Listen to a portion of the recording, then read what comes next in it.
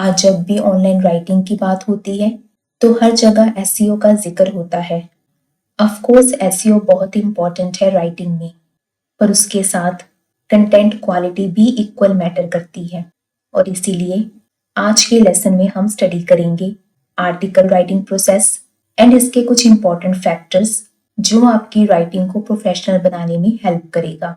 हम जब भी कोई लॉन्ग फॉर्म राइटिंग करते हैं या इवन शॉर्ट फॉर्म भी, उसके 3 फेजेस होते हैं एंड आज हम डिस्कस करेंगे first phase, that is pre writing phase.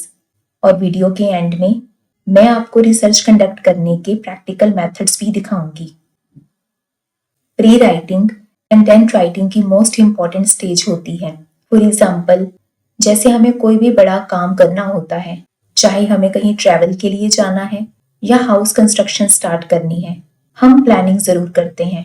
बिल्कुल वैसे ही प्री राइटिंग आर्टिकल राइटिंग की प्लानिंग स्टेज है और ये प्लानिंग ही डिसाइड करती है कि आपका कंटेंट सक्सेसफुल होगा या नहीं। एक्चुअली हम जब अपने राइटिंग की बिगिनिंग स्टेज में होते हैं तो हमें लिखने की बहुत जल्दी होती है, इसलिए हम बिना प्लान किए, बिना क्लैरिटी के सीधा लिखना स्टार्ट कर देते हैं। एज ए रिजल्ट कई बार तो हम लिखते लिखते बीच में स्टक हो जाते हैं, समझ ही नहीं आता कि अब आगे क्या लिखना है। या कई बार जैसे तैसे करके आर्टिकल कंप्लीट तो कर देते हैं बट उसकी कोई सेंस ही बन नहीं रही होती। हम तो कंफ्यूज हो रहे होते हैं, रीडर्स भी कंफ्यूज हो जाता है। इसीलिए प्री राइटिंग को मोस्ट इंपॉर्टेंट स्टेज कंसीडर किया जाता है आर्टिकल राइटिंग की। यहाँ पर आप कामली टॉपिक चूज करते हो, आइडियाज गैदर करते हो, रिसर्च डीपली करते हो, इंफॉर्मेशन को ऑर्गेनाइज करना एंड स्ट्रक्चर एक्सेट्रा भी इसी स्टेज में डिसाइड करनी होती है। और अगर इस फेज पर अच्छे से वर्क नहीं हुआ तो आपका article automatically confusing, unfocused and directionless हो जाता है। इसीलिए बिफोर राइटिंग आपको खुद से ये क्वेश्चंस पूछने हैं कि जो मैं आर्टिकल लिख रहा हूँ उसका पर्पस क्या है, उसका एंड गोल क्या है, मैं ये आर्टिकल क्यों लिख रहा हूँ, क्या मैसेज देने की मैं कोशिश कर रहा हूँ अपनी इस राइटिंग से, क्या मैं किसी को एजुकेट कर रहा हूँ या मैं किसी की प्रॉब्लम सॉल्व कर रहा हूँ, क्या जो मेरी राइटिंग है वो किसी को इंस्पायर करेगी या एंटरटेन करेगी। पर्पस बहुत मैटर करता है। कई बार हम ऐसे आर्टिकल पढ़ते हैं जिसका टॉपिक तो बहुत इंटरेस्टिंग होता है बट उसमें बहुत सारे आइडियाज मिक्स होते हैं, इसीलिए कोई क्लियर आउटकम भी नहीं निकल रही होती। सो रीडर को समझ ही नहीं आता कि ये आर्टिकल क्यों लिखा गया है। पर्पस आपकी राइटिंग को एक क्लियर मीनिंग प्रोवाइड करता है। सेकंड, जब आपको पता होता है कि किस ऑडियंस के लिए लिख रहे हैं तो आपकी लैंग्वेज भी उस हिसाब से अप्रोप्रिएट हो जाती है, एग्जाम्पल्स रेलेवेंट हो जाते हैं एंड टोन भी मैच हो जाती है। अगर आप बच्चों के लिए अपना कंटेंट लिख रहे हो तो आप उसमें सिंपल लैंग्वेज का यूज करोगे, फन एग्जाम्पल्स को ऐड करोगे। और वहीं अगर आप प्रोफेशनल के लिए लिख रहे हो तो टोन भी फॉर्मल हो जाती है और जो एग्जाम्पल्स होती हैं वो भी data back and fact driven हो जाती हैं। मैंने आपको ये चीज पहले भी बताई थी कि हमें सबके लिए नहीं लिखना है, हमें सिर्फ एक ही तरह की ऑडियंस के लिए लिखना है, क्योंकि अगर हम सबके लिए लिखने की कोशिश करेंगे तो हम किसी के लिए भी नहीं लिख पाएंगे। And the third point is what will the reader take away, कि रीडर को हमारी राइटिंग से क्या मिल रहा होगा, क्या हमारी राइटिंग उसे कोई वैल्यू प्रोवाइड करेगी, क्या उसका कोई बेनिफिट होगा, क्या उसे कुछ सीखने को मिलेगा। ये भी पॉइंट हमें कंसीडर करने होते हैं इसी स्टेज में। And the last point is कि हमारे आर्टिकल की टोन और वॉइस क्या होगी। इस लेसन को मैंने ऑलरेडी डिटेल में डिस्कस किया हुआ है और इस वीडियो के एंड में मैं उसका लिंक ड्रॉप कर दूंगी, तो इस चैप्टर को देखने के बाद आप उस वीडियो को जरूर चेकआउट करना। And next is research. Beginner तो रिसर्च करते ही हैं, लेकिन एक्सपीरियंस राइटर भी इस पार्ट को कभी स्किप नहीं करते। रिसर्च एक इम्पॉर्टेंट पार्ट है प्री राइटिंग स्टेज का, जो कि हमारे कंटेंट को रियल, एंगेजिंग एंड क्रेडिबल बनाता है। और रिसर्च की हेल्प से ही हम फैक्ट्स, डेप्थ, एविडेंस जैसे एलिमेंट को गैदर करते हैं। अब रिसर्च करनी कैसे है? रिसर्च कंडक्ट करने के 2 मेथड होते हैं। कुछ लोग तो पर्सनल वे में रिसर्च करना पसंद करते हैं।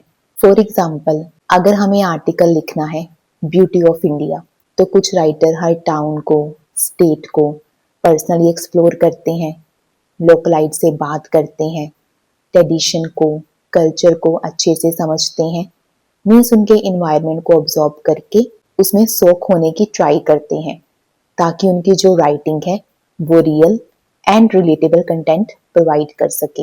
एंड सेकंड मेथड जो हम सभी यूज करते हैं, क्योंकि हर कोई ऐसे पर्सनल एक्सप्लोर नहीं कर सकता, इसीलिए आज हम घर बैठे ही डिजिटल वे में रिसर्च कर सकते हैं। इसके दो सोर्सेज हैं। प्राइमरी सोर्सेज जिसमें आप ओरिजिनल डाटा डायरेक्ट सोर्सेज से ही कलेक्ट कर सकते हैं, जैसे कि अगर आपको किसी मेडिकल फील्ड पे कंटेंट लिखना है तो आप इंटरव्यू कंडक्ट कर सकते हैं उनके एक्सपर्ट्स के साथ, डॉक्टर्स के साथ, या इसके अलावा आप सर्वेस एंड ऑब्जर्वेशंस भी ले सकते हैं। And another is secondary sources. ये वो वे है जो most of the content writer use करते हैं रिसर्च के लिए। इसमें इंक्लूड होता है blogs, articles, books, reports, websites and dictionaries, encyclopedia. Means एक तरह से आप अपनी राइटिंग के लिए समराइज डाटा भी यूज कर सकते हैं। एंड अब स्टेप आता है कि हमें रिसर्च करनी कैसे होती है। फॉर एग्जाम्पल हमारा टॉपिक है कम्युनिकेशन स्किल्स। गूगल पर जाकर मैंने सर्च किया कम्युनिकेशन स्किल्स और उसके बाद 5 से 6 आर्टिकल आपको यहाँ पे अच्छे से रीड करने हैं, लेकिन आर्टिकल आपको रेप्यूटेड सोर्सेज से ही स्टडी करने हैं, जैसे कि विकिपीडिया है, हार्वर्ड रिव्यू है, कॉर्सेरा है, फोर्ब्स है। तो इनमें से आर्टिकल आप स्टडी करोगी, उनके बाद जो इनके रेफरेंस लिंक है वो आप सेव कर लेना ताकि आप बाद में विजिट कर सको। नेक्स्ट आप इस सेक्शन को भी चेकआउट कर सकते हो, पीपल आल्सो आस्क। इन क्वेश्चन से हमें ये पता चल जाता है कि ऑडियंस क्या सर्च कर रही है और इसके अलावा हमें अपने टाइटल और सब टाइटल के लिए भी आइडिया मिल जाते हैं। पर आप सिंपल वही क्वेश्चन सिलेक्ट करना जो आपके आर्टिकल के रेलेवेंट हो, क्योंकि जैसे जैसे हम इसके क्वेश्चंस ओपन करते जाएंगे ऐसा डाटा भी हमें मिलेगा जो हमारे आर्टिकल के इररेलेवेंट होगा, तो हमें वो क्वेश्चन सिलेक्ट नहीं करने हैं। इन आर्टिकल को 1 बाय 1 अच्छे से रीड कीजिए और रीड करने के बाद देखिए कि आपको कहाँ की हुक लाइन अच्छी लग रही है, कहीं से अगर कोई कोट अच्छी मिल रही है, किसी का जो स्टैट्स है, नंबर्स है वो आपको मिल रहे हैं, तो ये जब भी डाटा आपके पास एक तरह से रेडी हो जाएगा तब आपको क्रिएट करनी है रफ शीट। तो उसके लिए आप गूगल डॉक का भी इस्तेमाल कर सकते हैं या अपनी कन्वीनियंस के अकॉर्डिंग कुछ और भी यूज कर सकते हैं। मैंने जैसे गूगल डॉक का इस्तेमाल किया है, यहाँ पर जाकर मैंने एक रफ आउटलाइन क्रिएट कर ली कि जैसे मैंने कोई आर्टिकल स्टडी किया, वहां से मुझे ये इसकी हुक लाइन अच्छी लगी तो मैंने यहाँ पे कॉपी पेस्ट कर दी। उसी तरह से कहीं का कोई कोट अच्छा लगा, कहीं से मुझे आर्टिकल के रिलेटेड फैक्ट्स मिल गए, कुछ पर्सनल जो स्टोरीज हैं, जो अपनी लाइफ का पर्सनल एक्सपीरियंस है वो भी मैं इसमें यहाँ पे लिख सकती हूँ। मैंने जितने भी आर्टिकल पढ़े, सपोज जैसे मैंने 5 आर्टिकल को रीड किया तो उनके जो रेफरेंस लिंक है मैंने यहाँ पे कॉपी पेस्ट कर दिए।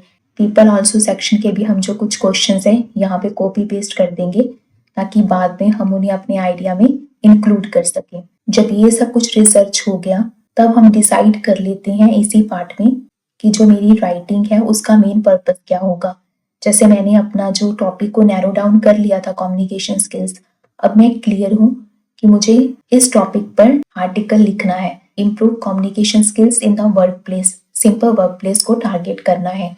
मेरी जो ऑडियंस होगी वो सिंपल एडल्ट होगी और जो मेरी टोन होगी वो मैं फॉर्मल यूज करूंगी। हम अपनी रिसर्च से जो डाटा कलेक्ट करते हैं वो हम सारा यहाँ पे कॉपी पेस्ट कर देंगे और कैटेगराइज कर देंगे। यहाँ पे ही डिसाइड हो जाएगा कि कौन सा पार्ट कहाँ लिखना है और कैसे लिखना है। तो इस तरह से रिसर्च से आपकी जो 70% कंफ्यूजन है वो खत्म हो जाती है। एंड जब आप प्री राइटिंग स्टेज के ये सारे स्टेप अच्छे से कंडक्ट कर लेते हो तब आप इसके बाद नेक्स्ट फेज के लिए रेडी हो जाते हैं, जो हम नेक्स्ट लेसन में स्टडी करेंगे। एंड उसके लिए चैनल को सब्सक्राइब कर लीजिए। Thank you.